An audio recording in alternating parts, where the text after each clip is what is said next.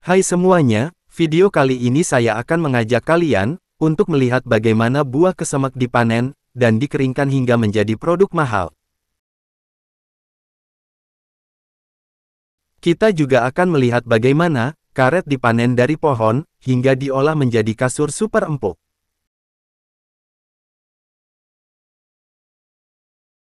Kemudian saya juga akan mengajak kalian untuk melihat bagaimana daging nabati dibuat, menyerupai daging asli, dari rasa, tekstur hingga tampilannya.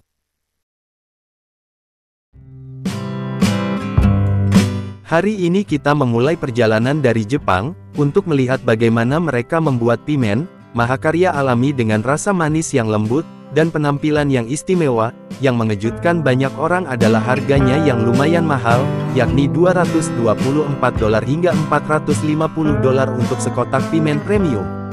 Sekarang mari kita menyaksikan bagaimana penduduk setempat membuat pimen, yang dikeringkan dengan angin, teknik tradisional yang telah diwariskan turun-temurun.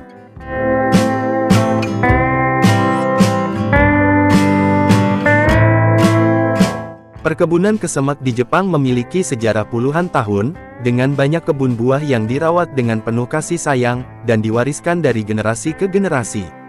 Musim kesemek biasanya dimulai pada awal musim semi, sekitar bulan Maret, saat pohon mulai bertunas dan memasuki siklus pertumbuhan baru. Petani Jepang sangat mementingkan penggunaan pupuk organik, tidak hanya untuk memperkaya tanah, tetapi juga untuk mendorong pertumbuhan berkelanjutan, mengurangi hama, dan meningkatkan kualitas buah. Setelah pemupukan dan perawatan teratur, pohon mulai berbunga sekitar bulan Mei. Dari pembungaan hingga pembentukan buah dan perkembangan penuh, hanya membutuhkan waktu sekitar 4 hingga 5 bulan. Penyiangan sekitar pangkal pohon, membantu mengurangi persaingan untuk nutrisi dan air, menciptakan lingkungan yang berventilasi baik untuk pertumbuhan pohon yang lebih baik. Buahnya meskipun belum matang sudah tergantung kuat di dahan, petani menggunakan tiang bambu atau tiang kayu yang ditancapkan ke tanah, mengikat setiap dahan dengan tali secara perlahan agar tidak patah, dan menjaga pohon tetap sehat sepanjang musim. Dari akhir September hingga pertengahan November, masa panen relatif cepat untuk cabang-cabang yang menggantung rendah di dekat tanah, karena petani dapat menggoyangkan pohon dengan lembut, agar buahnya jatuh tanpa menyebabkan kerusakan.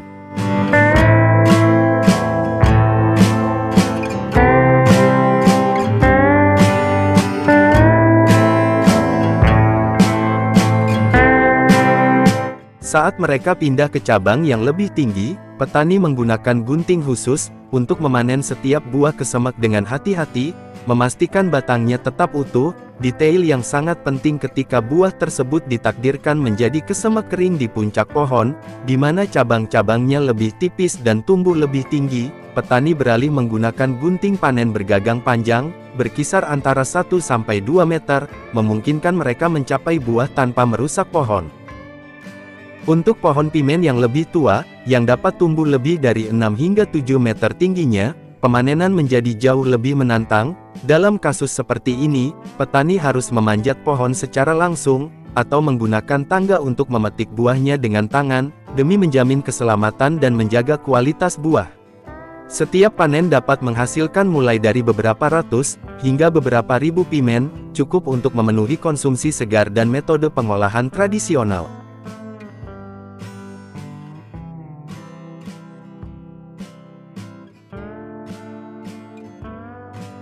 Buah kesemek yang berair, kemudian diangkut ke area pengolahan.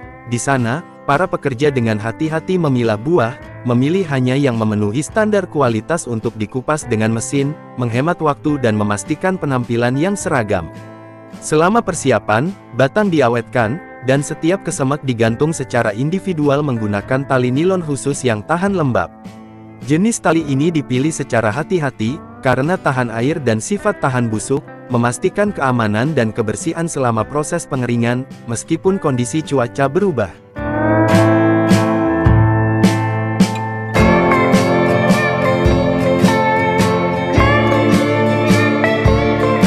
Kesemek kemudian digantung di rak kayu atau di bawah atap, tempat dengan sinar matahari yang lembut, angin sepoi-sepoi yang sejuk, dan udara kering. Dengan terampil pekerja mengikat tali dengan aman ke batang menggunakan simpul yang kuat, menjaga setiap buah tergantung vertika, agar kelembaban dapat menguap secara merata.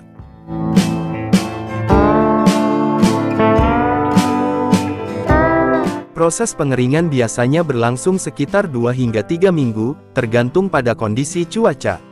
Selama waktu ini, buah secara bertahap kehilangan kelembaban, berubah dari lembut menjadi kenyal, sementara rasanya menjadi lebih pekat dan kaya. Ketika kesemak mengembangkan kulit luar yang kencang, dan bagian dalam yang lembut dan kenyal, saatnya bagi petani untuk mulai memanen buah kering.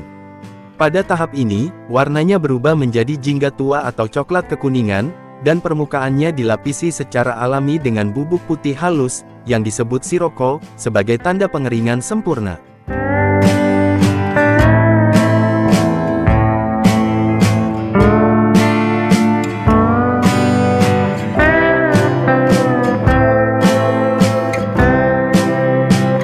Dengan sangat hati-hati setiap kesemak kering dipetik dengan hati-hati, dan dipersiapkan untuk dikemas. Untuk buah yang sangat indah penekanan ringan menggunakan kertas wasi dilakukan, untuk membentuknya dengan rapi dan membantu mempertahankan kelembaban optimal selama penyimpanan. Buah kesemak kering kemudian dikemas dalam kantong plastik vakum, atau kotak kertas yang elegan, memastikan kebersihan. Saat menyoroti keindahan halus dari kelezatan tradisional ini, di dalam buahnya memperlihatkan tekstur yang lembut dan kenyal, dengan rasa manis yang lembut, menjaga rasa alami buah kesemak dalam bentuk yang telah dikonsentrasikan, secara lembut dari waktu ke waktu. Kesemak kering Jepang merupakan perwujudan kesabaran tradisi, dan keterampilan simbol sejati dari warisan pertanian yang murni dari tanah ini.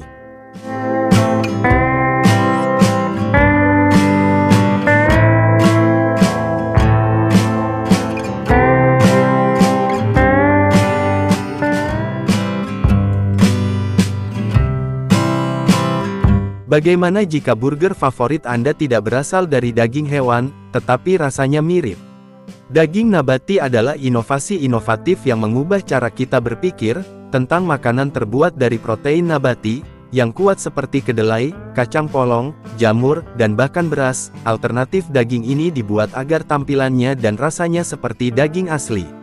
Berkat teknologi canggih seperti ekstrusi suhu tinggi, dan teknik meniru lemak, produsen kini dapat membuat burger, sosis, dan bakso yang begitu realistis, sehingga bahkan para pecinta daging pun akan tertipu.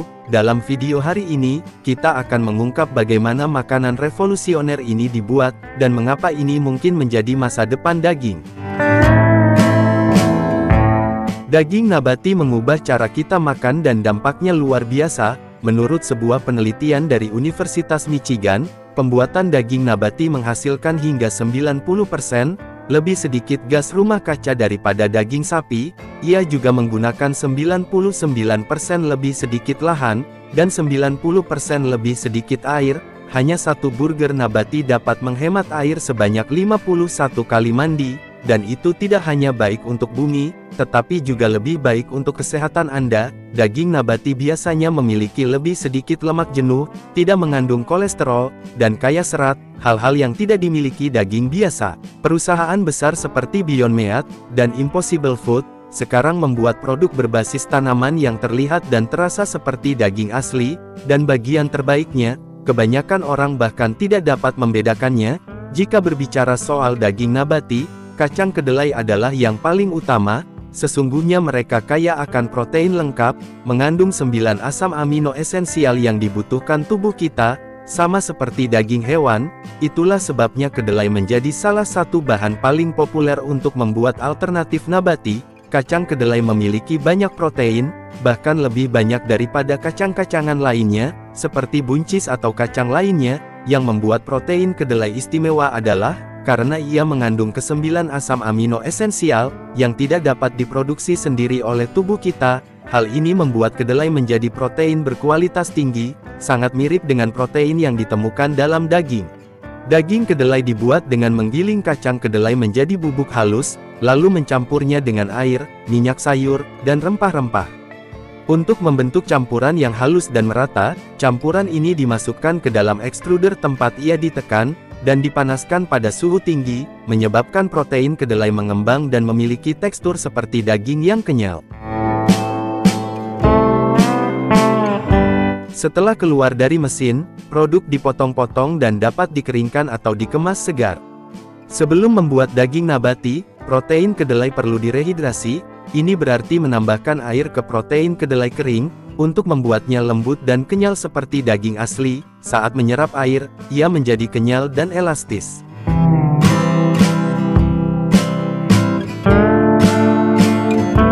Dalam produksi daging nabati salah satu mesin terpenting adalah extruder scrub. Mesin canggih ini mencampur dan memasak protein nabati, seperti protein kedelai atau kacang polong dalam suhu dan kelembaban tinggi.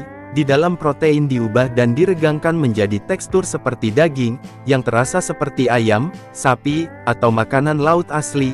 Yang membuatnya lebih istimewa adalah pewarna pendingin yang lama, yang membentuk campuran lembut menjadi lapisan kenyal berserat, yang meniru otot daging asli.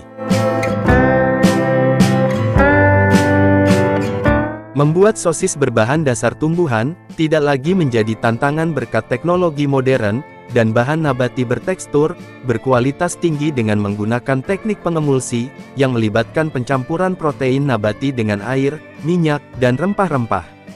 Produsen dapat menciptakan campuran yang halus elastis dan beraroma, yang sangat mirip sosis daging asli.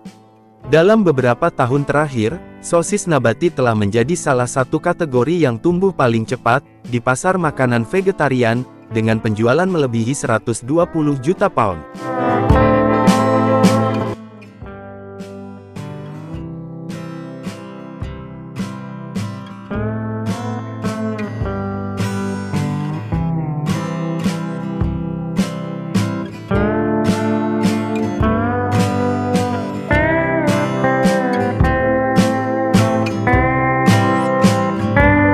Kita dapat membuat segala jenis hidangan lezat dengan protein nabati, seperti hamburger yang lezat ini, dan bagian terbaiknya, tidak ada satupun hewan yang disakiti saat membuatnya.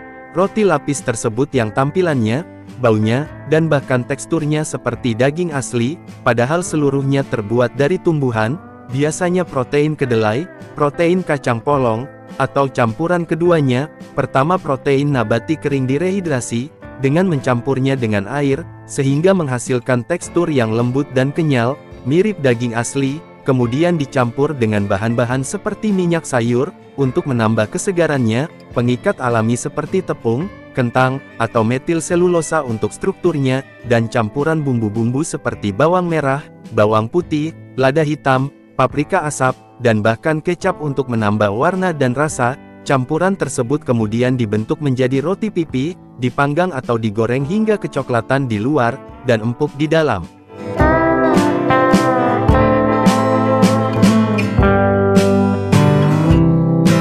Saat ini, makanan nabati tidak hanya diperuntukkan bagi kaum vegetarian, mereka telah menjadi tren global yang dianut orang-orang dari semua lapisan masyarakat. Berkat teknologi modern, produk-produk berbasis tanaman kini diproduksi dalam skala industri, menggunakan jalur produksi yang canggih, dan kontrol kualitas, serta keamanan yang ketat. Contohnya nugget ayam nabati ini, kelihatannya hampir identik dengan aslinya bukan? Kenyataannya ini tidak menggunakan sedikit pun daging. Bagaimana menurut kalian tentang video ini? Apakah ada di daerah kalian yang memproduksi daging nabati? Halo semuanya. Hari ini saya akan membawa kalian ke dunia ajaib, dunia pohon karet. Tetesan lateks berwarna putih susu perlahan mulai mengalir, dari batang pohon menetes ke dalam wadah pengumpul kecil, yang diletakkan tepat di bawah. Wadah penyadap rapuh tetapi di dalamnya terdapat perjalanan yang luar biasa, karena hanya dalam beberapa bulan saja, mereka akan diubah menjadi kasur karet kelas atas, lembut, mewah, dan bernilai puluhan juta. Jenis yang sering disebut orang sebagai kasur yang cocok untuk tidur mewah. Tahukah Anda bahwa pohon karet bukan tanaman asli Asia? Itu benar, akarnya dapat ditelusuri hingga ke hutan-hutan liar, yang rimbun di Amazon di Amerika Selatan. Namun pohon sederhana ini berhasil menyeberangi lautan, dan menemukan rumah baru di Asia Tenggara, daerah yang dikaruniai hujan tropis, tanah basah merah yang subur, dan generasi petani terampil, dan pekerja keras. Di sini pohon karet tidak hanya bertahan hidup, tetapi juga tumbuh subur. Sekilas pohon karet mungkin terlihat seperti pohon tinggi dan kokoh lainnya, namun tersembunyi di balik kulit, terdapat sesuatu yang benar-benar luar biasa, zat putih susu yang berharga yang dikenal sebagai pohon karet. Pohon karet ditanam dibutuhkan sekitar 5 hingga 7 tahun perawatan yang sabar, sebelum siap menghasilkan tetes lateks pertamanya. Mungkin ini terasa seperti penantian yang panjang, tetapi hasilnya sepadan setiap tahunnya. Setelah dewasa pohon karet dapat menghasilkan lateks secara konsistensi, selama 20 hingga 25 tahun, itulah hasil 2 dekade, pengumpulan emas putih alam tahun demi tahun, menghasilkan lateks bermutu tinggi, yang menggerakkan banyak industri di seluruh dunia. Batang pohon karet terdiri dari 3 lapisan utama, kulit luar, lapisan jaringan lunak berisi pembuluh lateks, dan kayu. Bagian dalam pohon ini menghasilkan lateks, karena pembuluh lateks tersebut terletak di jaringan lunak, tepat di bawah kulit kayu. Sekarang saatnya menyadap pohon. Langkah pertama pengukuran, para pekerja terampil bergerak memeriksa usia, dan ketebalan setiap pohon. Tidak terlalu mudah, tidak terlalu kurus, hanya pohon dewasa sekitar umur 5-7 tahun yang memenuhi syarat.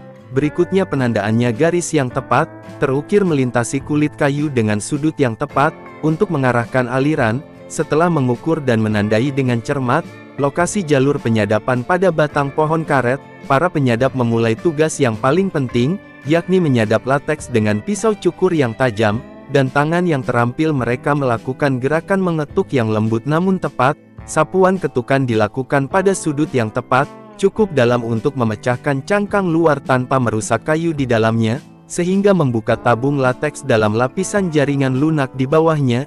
Di bagian paling bawah jalur penyadapan, pekerja terampil dengan hati-hati memasang mangkuk kecil, biasanya terbuat dari aluminium atau plastik tahan lama dengan aman ke pohon karet. Ia diikat erat dengan kait atau kawat, supaya tetap pada tempatnya dengan sempurna. Lalu keajaiban dimulai. Lateks kental berwarna putih susu sering disebut emas cair, mulai menetes perlahan dari pohon segar, mengikuti lekukan kulit kayu dan mendarat lembut ke mangkuk di bawahnya. Proses alami ini membutuhkan waktu biasanya 4 hingga 6 jam, tergantung pada kesehatan pohon dan iklim di sekitarnya. Selama waktu ini pekerja mengawasi mangkuk dengan ketat, untuk memastikan mangkuk tidak meluap atau bergeser dari tempatnya. Setelah mangkuk penuh atau giliran penyadapan berakhir, para pekerja kembali untuk mengumpulkan lateks, menuangkannya dengan hati-hati ke dalam ember pengumpulan yang lebih besar. Setelah dipanen, lateks dicampur dengan bahan pembuat busa, bahan penstabil, dan kualitas untuk meningkatkan daya tahan dan kebersihan, lalu dikocok dalam mesin industri hingga mengembang sempurna. Setelah campuran lateks mencapai konsistensi ideal, campuran tersebut dituangkan ke dalam cetakan rekayasa presisi, yang terbuat dari aluminium atau baja tahan karat. Cetakan ini dibuat khusus agar sesuai dengan bentuk dan dimensi berbagai model bantal dan kasur. Cetakan bantal umumnya berukuran lebih kecil, dan tersedia dalam berbagai desain ergonomis, seperti kontur penyangga leher, atau bentuk tradisional dengan pola permukaan seperti lubang jarum, atau alur yang meningkatkan ventilasi dan kenyamanan. Setiap cetakan bantal dilengkapi dengan tutup untuk mendistribusikan busa lateks secara merata, dan mempertahankan kepadatan yang seragam selama proses vulkanisasi. Setelah terisi cetakan disegel dan ditempatkan dalam ruang vulkanisasi. Oven uap dipanaskan hingga 100 hingga 120 derajat Celcius selama 30 menit.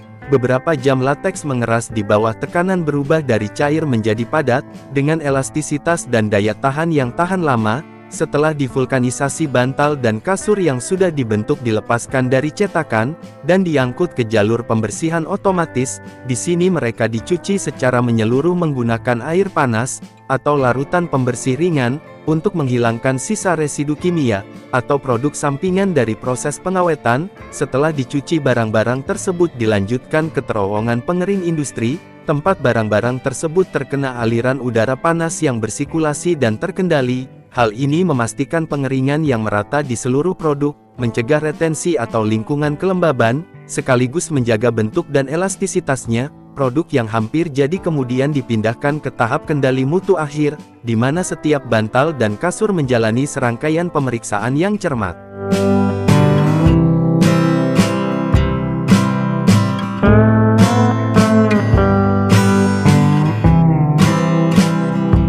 Untuk menghemat ruang selama pengiriman, bantal lateks disegel vakum dalam plastik, dan kasur digulung dan dipadatkan dengan mesin. Hal ini membuatnya lebih mudah untuk dipindahkan dan disimpan tanpa mempengaruhi kualitasnya.